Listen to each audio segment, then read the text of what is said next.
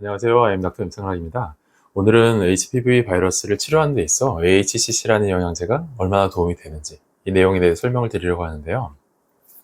이전 영상에서 이미 AHCC와 역선에 대한 비교 영상을 제가 올려드린 적이 있는데 그 영상 올릴 때 AHCC 관련된 연구 논문을 소개해 드렸거든요. 근데 그때는 두 가지를 같이 비교하다 보니까 시간이 워낙에 촉박해서 되게 자세하게 뭔가를 설명해 드리진 못했어요. 그래서 오늘 영상 통해서 그때 소개해드린 연구들이 어떻게 진행이 됐고 어떻게 계획이 됐고 또 무슨 의미가 있는지를 자세하게 설명드리려고 이 영상 준비한 것도 있고요.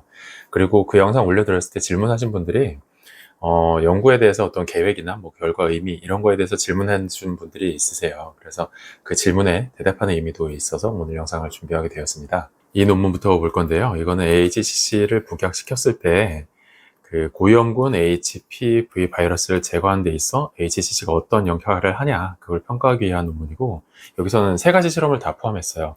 자궁경부암 세포를 이용한 세포 실험, 그 다음에 쥐를 이용한 동물 실험, 그리고 사람에게까지 대상으로 한 임상 시험, 그렇게 세 개를 모두 다 포괄하고 있기 때문에 굉장히 좀 광범위한 실험을 한 연구 논문이죠. 이 그림은 그 중에서도 처음 실험한 걸 얘기해요. 세포 실험인데 여기서 보면은 C33A, C하 이런 것들이 보이죠. 이게 자궁경부암 세포예요. 근데 두 세포 사이의 차이는 뭐냐면 C33A는 HPV에 감염되지 않은 자궁경부암 세포예요. 자궁경부암 중에서도 이렇게 바이러스에 감염되지 않은 경우들이 굉장히 드물지만 있거든요. 그래서 그 세포를 세팅해서 실험에 사용하고 있는 거고, 시아셀 같은 경우에는 HPV 중에서도 16번과 18번 둘 다 감염되어 있는 자궁경부암 세포예요. 그래서 그 두 가지 세포를 비교해 봤는데, 위에 A 컬럼에서는 뭘 한 거냐면 NT는 non 트리트먼트예요. HCC를 전혀 치지 않은 것.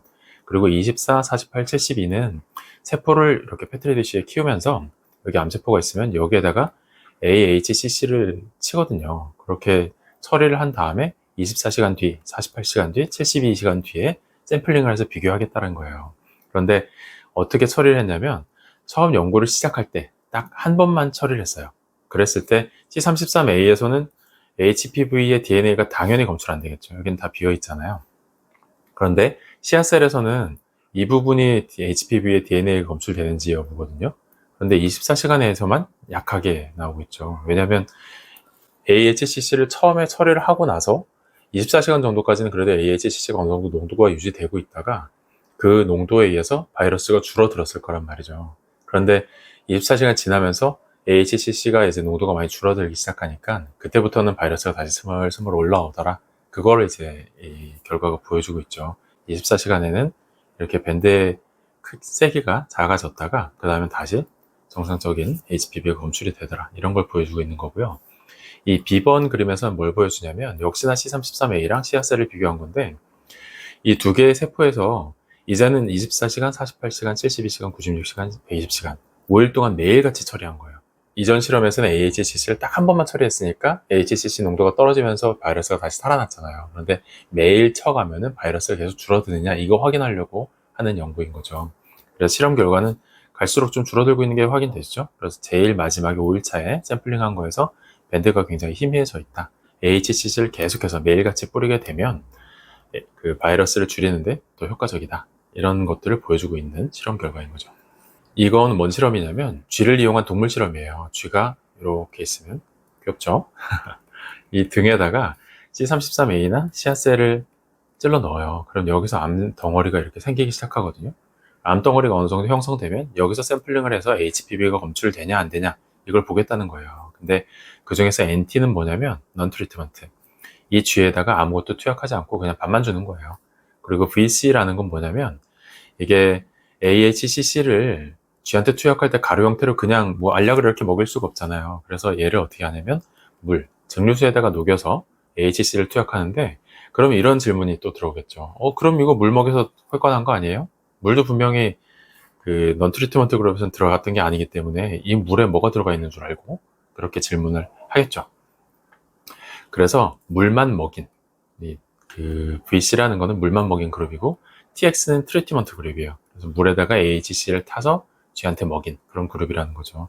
그래서 일정 기간이 지난 다음에 봤더니까 90일 먹였거든요. 그러고 나서 봤더니까 없어졌죠. DNA 밴드가 없어요. HPV DNA 밴드가 없어요. 그러니까 AHCC가 HPV를 억제했다라고 판단할 수가 있는 거고, 이쪽에 NT2, VC2, TX2는 뭐 한 거냐면 90일 동안 먹였다 그랬잖아요. 그래서 90일이 지난 다음에 30일 동안은 그냥 밥만 먹였어요.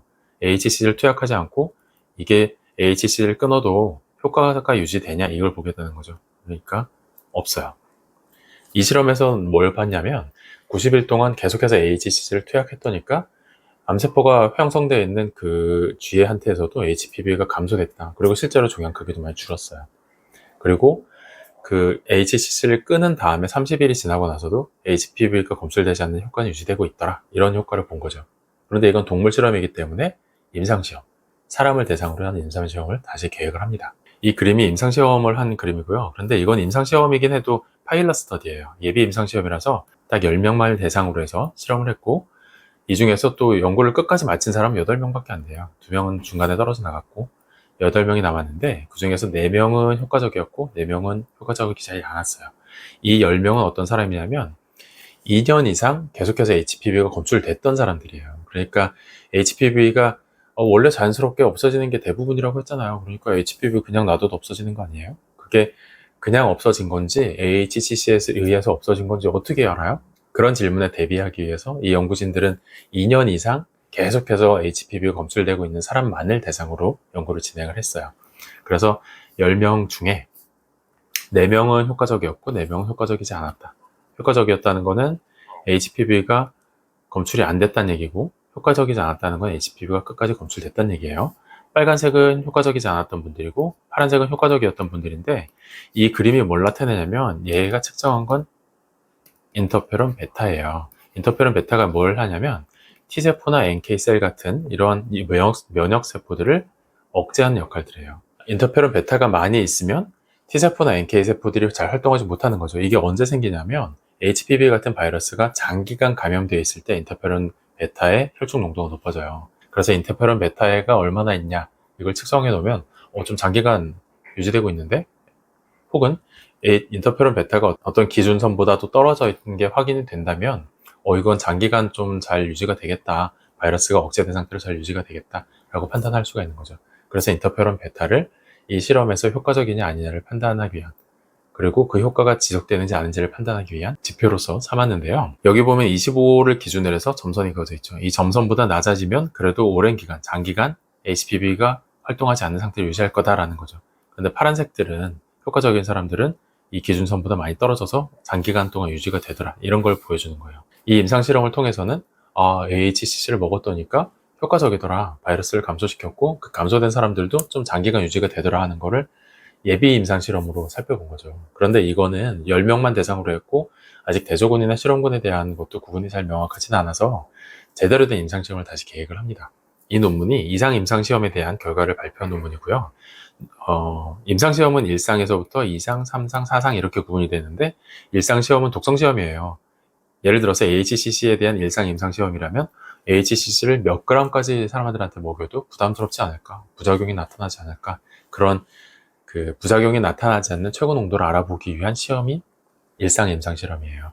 그리고 지금 한 이상 시험이라는 건 100명 정도 되는, 지금은 50명에 대해서 보긴 봤는데 한 100명 안쪽에 그 사람들을 대상으로 해서 효과적인지 아닌지를 살펴보는 거죠. 이때는 대조군도 설정하고 실험군도 설정을 해서 AHC를 투약하는 실험군과 그 다음에 위약을 먹인 대조군 간의 비교, 이렇게 실험을 하게 되죠. 그리고 3상은 훨씬 더 연구가 커져요. 대규모 인원을 대상으로 해서 이 약이 정말로 효과적인지 판단을 하게 되고요. 여기까지 통과되면은 약은 출시됩니다. 그래서 실제로 임상에 사용을 하게 되고 처방이 돼요.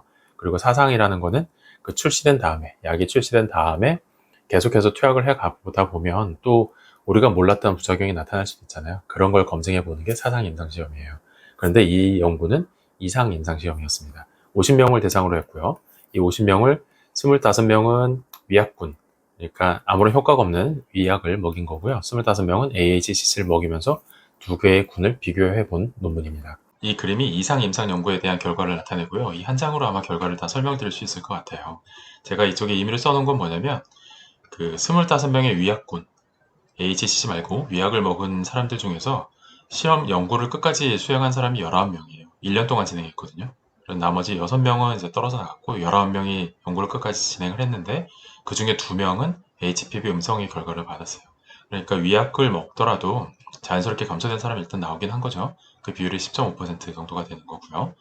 여기 22분의 14라는 건 뭐냐면 AHC 3g을 먹은 사람들 중에서 22명이 연구를 끝까지 수행을 했고요. 그 중에 14명에 대해서 HPV 음성이라는 결과를 얻었어요. 이 비율은 63.6% 정도 돼서 위약군과 HCC 군간에 확실한 차이가 나죠. 그러니까 이것만 놓고 보더라도 HCC가 HPV 바이러스를 줄이는데 효과적이다라고 결론을 내릴 수가 있을 거예요. 그런데 이 그림에서 또 흥미로운 부분이 어디냐면 바로 이 선이에요. 이 파란색 선. 이게 뭐냐면 위약군이거든요.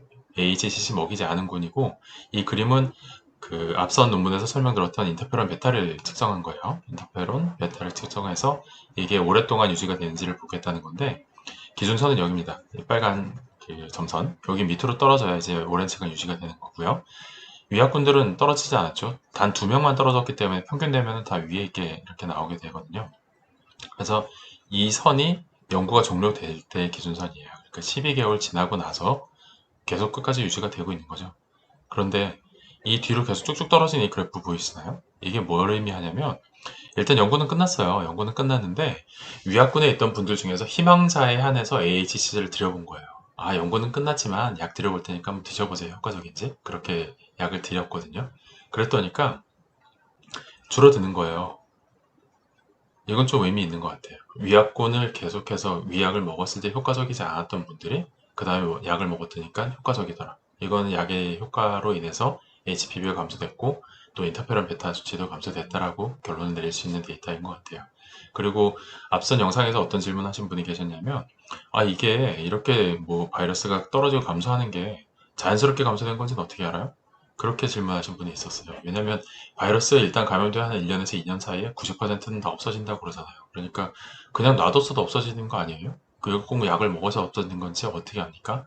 그런 질문을 해주신 분이 있었어요. 그래서 이 실험에서는 일단 실험군과 대조군을 정확하게 명확하게 구분해서 봤기 때문에 아마 그 질문에 대한 대답이 일정 정도 될 거고요.